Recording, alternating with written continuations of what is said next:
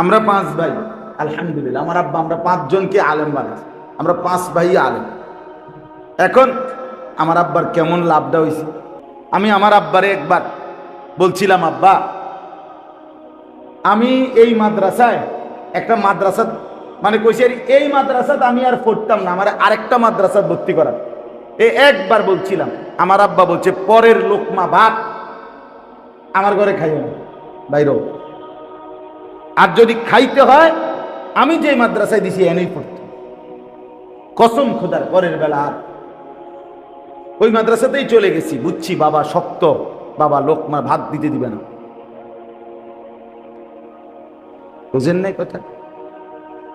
আমরা 16 বছরের ছেলে, 14 বছরের ছেলে মেয়ে ফুলাইন মানুষ, ফুলাইন মানুষ বলে 4 আঙ্গুলে মোবাইল টিপে সারা রাত উলঙ্গ ছবি দেখে, হেতে অনুফুলা পায়, হেতে নষ্ট হইতে হইতে ফচ্চা গন্ধ ছুটছে,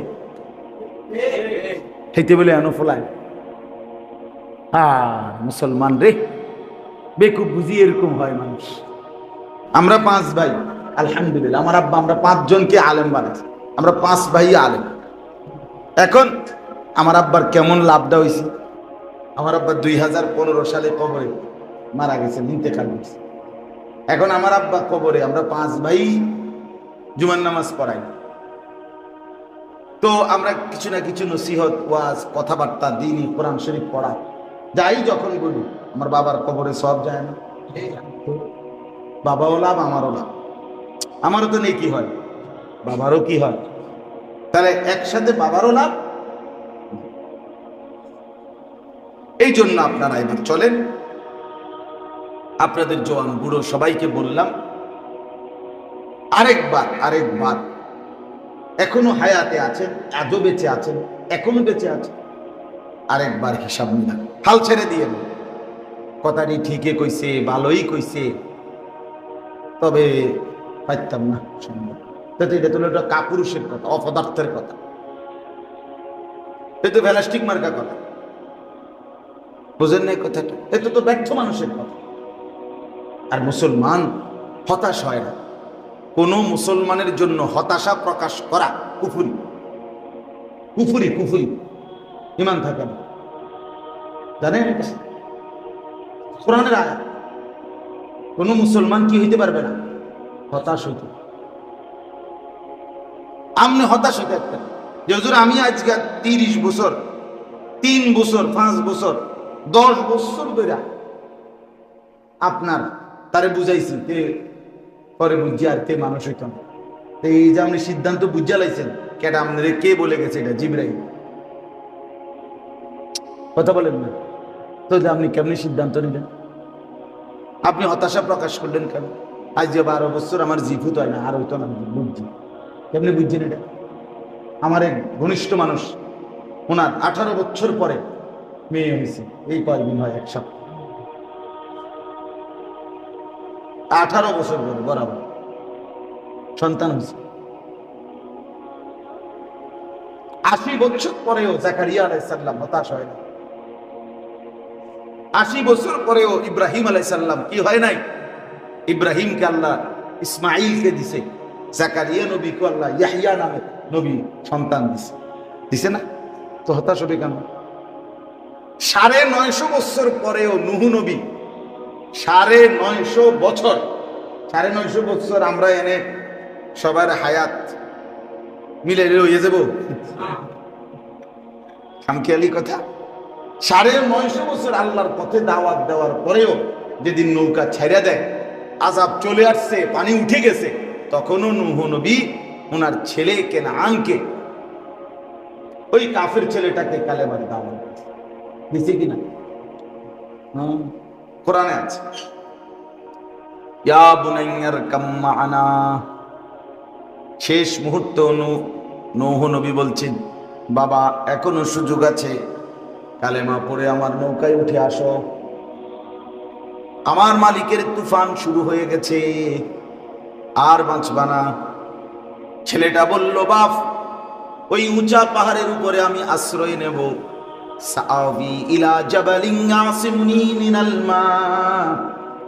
ওই উঁচা পাহাড় আমাকে আপনার খোদার পানির থেকে রক্ষা করবে।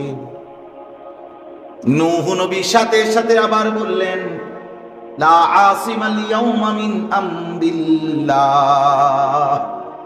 না রে সন্তান, আজকে আল্লাহর আযাব থেকে কেউ বাঁচাইতে পারবে না। না বাবা না, এখনো সুযোগ আছে, আসো। আল্লাহ কোরআনে বলেন, নূহ নবী বারবার ডাকছিলেন ছেলেটাকে ঈমান পড়তে, ছেলেটা বারবার অস্বীকার করছে।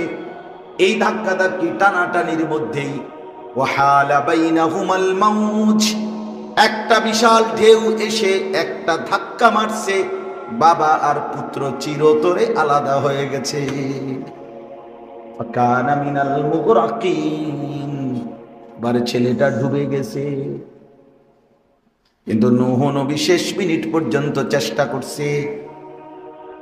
তাই এই জন্য মুসলমান হিসাবে আমরা, আমাদের কথা এটাই, আপনারা অনেক মানুষ আছেন একটু খামখেয়ালি করেন, মুরব্বীরাও এই আলাপ করে, মানে আলাপ না হইতো না, থাকতাম না, চললে দেয় না, চললে দেয় না। এমনি আপনি জিঙ্গেবেন, আপেল খাবেন নি, দাও। মালটা খাবেন নি, দাও না, 2 পিস দাও। বন খাবেন নি, চা দিয়া কাকা দেও। আর কি তা বনে তো করতো। এরপরে আবার আপনি আধা ঘন্টা পরে করবেন যে পেঁয়াজ আলু সব খাবেন নি কাকা, হ খাইব। তো আপনার না বলে শরীরে দেয় না, ইডি কই যায়, কথা বলেন না। দুনিয়া সব ভোগ করে বেটা, দুনিয়া 100 বুঝে। 90 বছরের বুড়ারে বিহারে কোন যে খুবই দিয়া 2 শতক ছেড়ে দিব কিনবেন নি, একার সোজা হয়ে যাবে, মানে জিন্দা। বুঝেন না কথা? বাড়ির খুবই দিয়া কি 2 শতক ছেড়ে দিব কিনবেন নি, একদম যদি হসপিটালও থাকে লাইফ সাপোর্টে, এবার খুবই নাকের 5টা খোল আগে জমিটা কিনা সেটা আবার লাগানো। দুনিয়ার লোভ এত শক্ত লোভ। আখেরাত, আখেরাত কোথায়? ছেলেটা যে বরবাদ হয়ে যাচ্ছে, আরে ফেরাবে কে? মেয়েটা যে এক ওয়াক্ত নামাজ পড়ে না, পর্দা করে না, সারা রাত সারা দিন শুধুমাত্র অন্যের ছেলের দিকে তাকায় থাকে, তার জন্য আপনার আখেরাত কোথায়? স্ত্রী সন্তানের আখেরাত কোথায়? কোথায় বলেন? হতাশ হবেন। এই জন্য আমি উৎসাহ দিচ্ছি, ওর অর্থ হইল এই, আপনারা শুধু এই কথাগুলো বলার, সত্য কথা বলার অর্থ এই না যে আপনার এই কথা বলা যে আর হইতো না, না, আপনি হতাশ হইতে পারবেন। কথাটা আমার বুঝছেন না? কথা আপনি আবার ঘুরে দাঁড়ান, আবার চেষ্টা করেন, নিজের গুনাহগুলো ছেড়ে দেন, এবার বিবি বাচ্চার জন্য চোখের পানি ফেলে কাঁদেন, এরপরে তাদেরকে বুঝান। আর এই বুঝানো অবস্থায় যদি আপনার মৃত্যু হয়, চেষ্টা অব্যাহত থাকে, আল্লাহ চাহে তো আপনাকে মাফ করে দিবে। কিন্তু আপনি মাতেনও না, লড়েনও না, আপনার ঘরে গুনাহ নাফরমানি প্রতিদিন নিয়ম মাফিক সুন্দর মতো চলতেছে, আপনি বইয়া বইয়া ভাত খান, ঘুম যান, চা খান, চা দোয়ানে গিয়া গপ মারেন, আইয়া আবার রাইতেলে ঘুম যান। বাবা, হ্যাঁ, এমনি হবে না। অতএব আমরা মুসলমান, এটাই আমাদের মূল পরিচয়, আমরা মুমিন।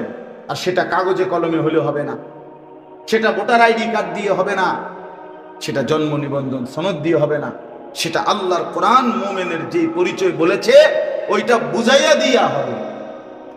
এখানে 5টা পরিচয়, এই কথাটাই আপনাদের কাছে বললে আমার শেষ। এখানে আল্লাহ তাআলা একজন মুমিনের, মুসলমানের, মুসলমান কিভাবে হয়, মুমিন কাকে বলে, পুরা কোরআনের মধ্যে বহুভাবে আল্লাহ ইমানদারের পরিচয় বলছে, এক একখানে এক এক রকমে বলছে। এইখানে 5টা গুণ বলছে আল্লাহ, যে একজন মুমিন তাকে বলে যার মধ্যে এই 5টি গুণ থাকে। কয়টি গুণ থাকে? 1 নাম্বার, ইন্নামাল মুমিনুনা আল্লাযীনা ইযা যুকিরাল্লাহু ওয়াজিলাত কুলুবুহুম। এই যে 1 নাম্বার, আল্লাহ বলেন সত্যিকার মুমিন তারা যারা আল্লাহর নাম, আল্লাহর জিকির, আল্লাহর নাম যখন তার সামনে উচ্চারণ হয়, তার কানে যখন আল্লাহর নাম পড়ে, ওয়াজিলাত কুলুবুহুম, সাথে সাথে যার অন্তর কেঁপে ওঠে, কাঁপ দিয়ে ওঠে, ভেতরটা নড়ে ওঠে অন্য কিছুর থেকে, যে সাথে সাথে আল্লাহর দিকে ফিরে, আমার মালিকের নাম। 5 ওয়াক্ত নামাজের আজান হয় মসজিদে, মালিকের নাম, সাথে সাথে বান্দা নড়ে ওঠে।